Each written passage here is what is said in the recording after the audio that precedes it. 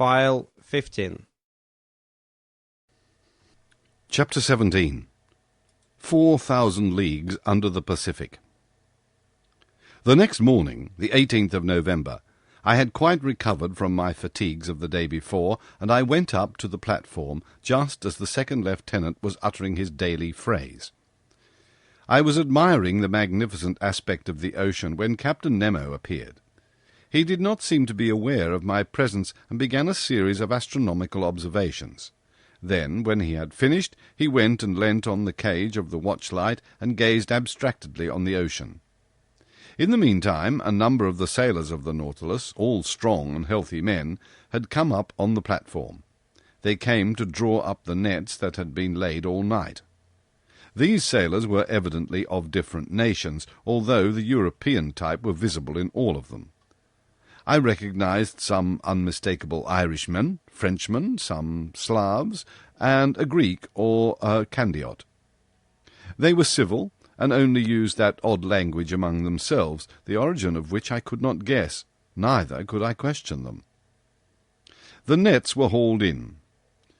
They were a large kind of chalots, like those on the Normandy coasts, great pockets that the waves and a chain fixed in the smaller meshes kept open.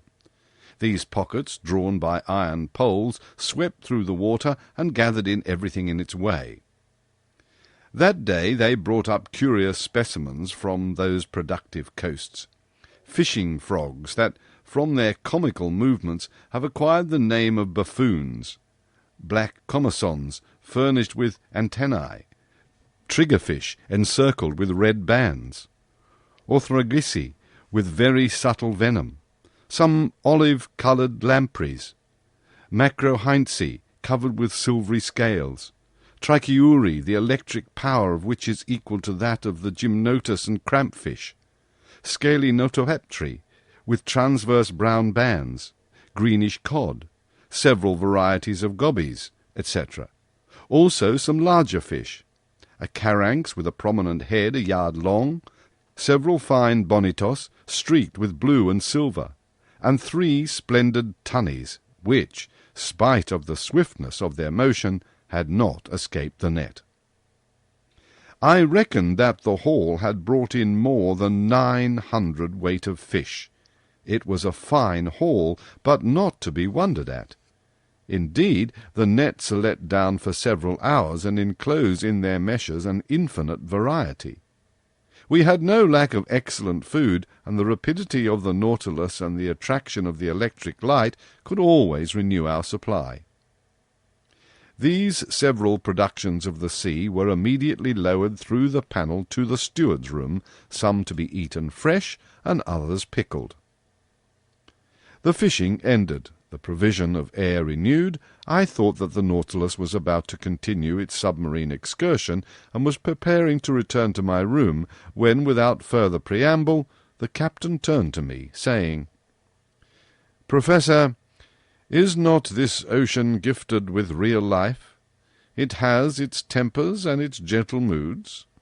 Yesterday it slept as we did, and now it has woke after a quiet night. Look," he continued, "it wakes under the caresses of the sun. It is going to renew its diurnal existence. It is an interesting study to watch the play of its organization. It has a pulse, arteries, spasms, and I agree with the learned Maury, who discovered in it a circulation as real as the circulation of blood in animals.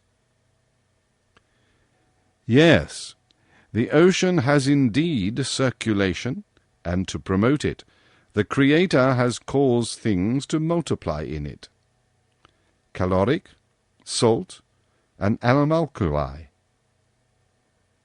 When Captain Nemo spoke thus, he seemed altogether changed, and aroused an extraordinary emotion in me.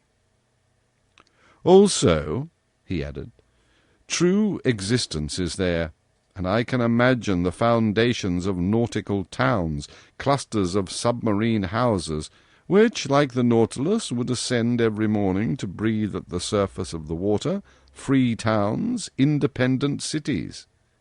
Yet who knows whether some despot— Captain Nemo finished his sentence with a violent gesture. Then, addressing me as if to chase away some sorrowful thought, "Monsieur Aronnax," he asked, "do you know the depth of the ocean?" "I only know, Captain, what the principal soundings have taught us." "Could you tell me, then, so that I can suit them to my purpose?" "There are some," I replied, "that I remember. If I am not mistaken, a depth of 8,000 yards has been found in the North Atlantic, and 2,500 yards in the Mediterranean. The most remarkable soundings have been made in the South Atlantic, near the 35th parallel, and they gave 12,000 yards, 14,000 yards, and 15,000 yards. So, sum up all, it is reckoned that if the bottom of the sea were levelled, its mean depth would be about 1 3/4 leagues. "Well, Professor," replied the captain, "we shall show you better than that, I hope. As to the mean depth of this part of the Pacific, I tell you it is only 4,000 yards." Having said this, Captain Nemo went towards the panel and disappeared down the ladder. I followed him and went into the large drawing-room. The screw was immediately put in motion, and the log gave 20 miles an hour. During the days and weeks that passed, Captain Nemo was very sparing of his visits. I seldom saw him. The lieutenant pricked the ship's course regularly on the chart, so I could always tell exactly the route of the Nautilus. Nearly every day, for some time, the panels of the drawing-room were opened, and we were never tired of penetrating the mysteries of the submarine world. The general direction of the Nautilus was southeast, and it kept between 100 and 150 yards of depth. One day, however, I do not know why, being drawn diagonally by means of the inclined planes, it touched the bed of the sea. The thermometer indicated a temperature of 4.25 centigrade, a temperature that at this depth seemed common to all latitudes. At 3 o'clock in the morning of the 26th of November, the Nautilus crossed the Tropic of Cancer at 172 degrees longitude. On the 27th instant, it sighted the Sandwich Islands, where Cook died, February the 14th, 1779. We had then gone 4,860 leagues from our starting point.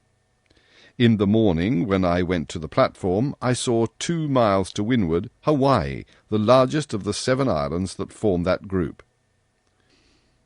I saw clearly the cultivated ranges, and the several mountain chains that run parallel with the side, and the volcanoes that overtop Mauna Rea, which rise 5,000 yards above the level of the sea.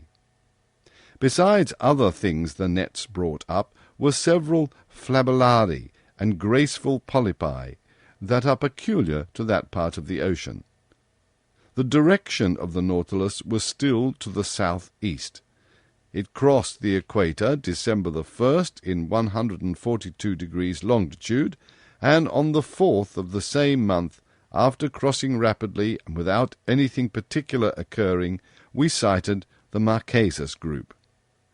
I saw 3 miles off, at 8 degrees 57 minutes latitude south and 139 degrees 32 minutes west longitude, Martin's Peak in Nuka Hiva, the largest of the group that belongs to France. I only saw the woody mountains against the horizon, because Captain Nemo did not wish to bring the ship to the wind. There the nets brought up beautiful specimens of fish. Coryphenes, with azure fins and tails like gold, the flesh of which is unrivalled. Hologymnoses, nearly destitute of scales, but of exquisite flavour.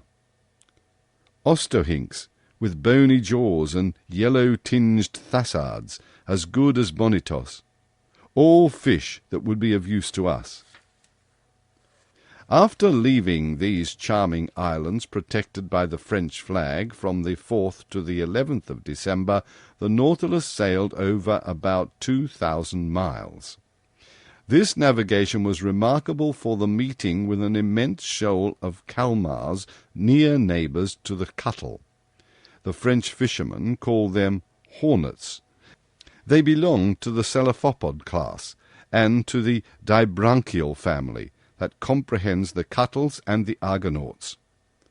These animals were particularly studied by students of antiquity, and they furnished numerous metaphors to the popular orators, as well as excellent dishes for the tables of the rich citizens, if one can believe Athenus, a Greek doctor who lived before Galen.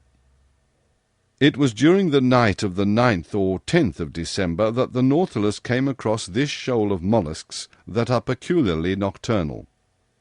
One could count them by millions. They emigrate from the temperate to the warmer zones, following the track of herrings and sardines.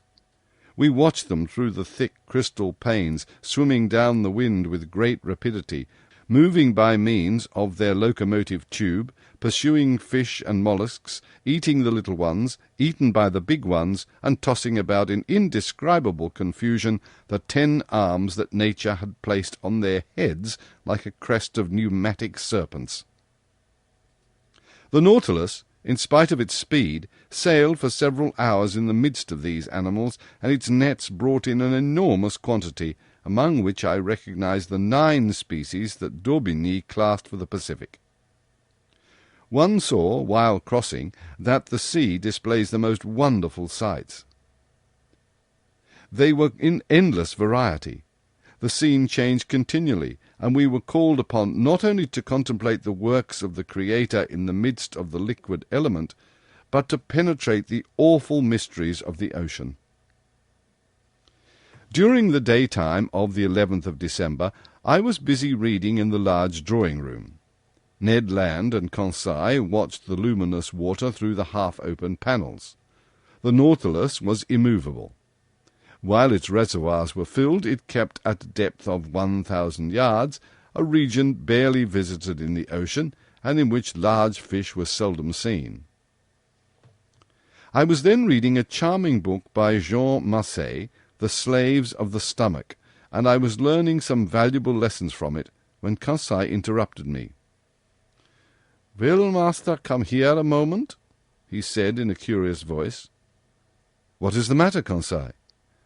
"I want master to look." I rose, went, and leaned on my elbows before the panes and watched. In a full electric light, an enormous black mass, quite immovable, was suspended in the midst of the waters. I watched it attentively, seeking to find out the nature of this gigantic cetacean. But a sudden thought crossed my mind. "A vessel!" I said, half aloud. "Yes," replied the Canadian, "a disabled ship that has sunk perpendicularly." Ned Land was right. We were close to a vessel of which the tattered shrouds still hung from their chains. The keel seemed to be in good order, and it had been wrecked at most some few hours.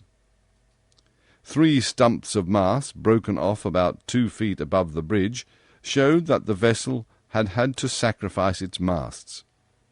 But, lying on its side, it had filled, and it was heeling over to port. This skeleton of what had once been was a sad spectacle as it lay lost under the waves. But sadder still was the sight of the bridge, where some corpses, bound with ropes, were still lying. I counted 5, 4 men, one by whom was standing at the helm, and a woman standing by the poop, holding an infant in her arms. She was quite young. I could distinguish her features, which the water had not decomposed, by the brilliant light from the Nautilus. In one despairing effort she had raised her infant above her head, poor little thing, whose arms encircled its mother's neck.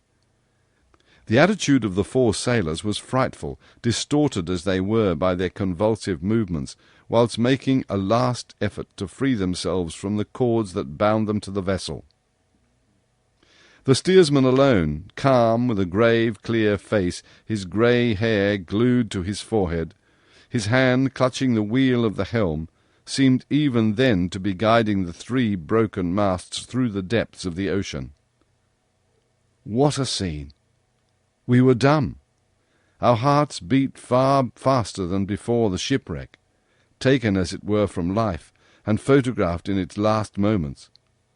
And I saw already, coming towards it with hungry eyes, enormous sharks attracted by the human flesh. However, the Nautilus, turning, went round the submerged vessel, and in one instant I read on the stern, "The Florida."